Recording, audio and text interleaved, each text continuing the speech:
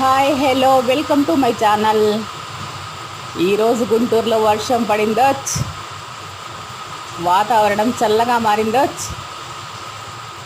చాలా రోజుల తర్వాత, చాలా నెలల తర్వాత అండి వర్షం పడుతుంది. క్లైమేట్ అయితే సూపర్గా ఉంది. ఈ క్లైమేట్ వేడి వేడిగా దోశలు తిందామా?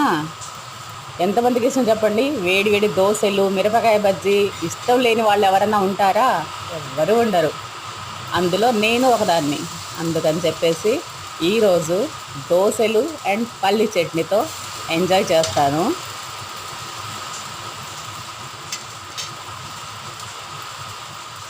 మీ ఊళ్ళో వర్షం పడుతుందా? కామెంట్ చేసేయండి.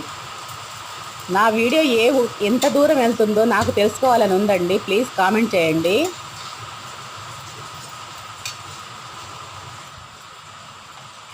వేడి వేడి దోశలు అండ్ పల్లి చట్నీ సూపర్ కాంబినేషన్ కదా. నాకైతే ఈ కాంబినేషన్ నచ్చదు. ఇందులో కొంచెం మామిడికాయ పచ్చడి వేసుకొని తింటే ఉంటుంది, సూపర్గా ఉంటుంది.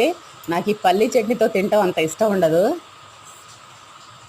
కానీ క్లైమేట్ చల్లగా ఉంది, వేడి వేడి దోశ నా చేతిలో ఉంది, తినకుండా ఆగగలమా?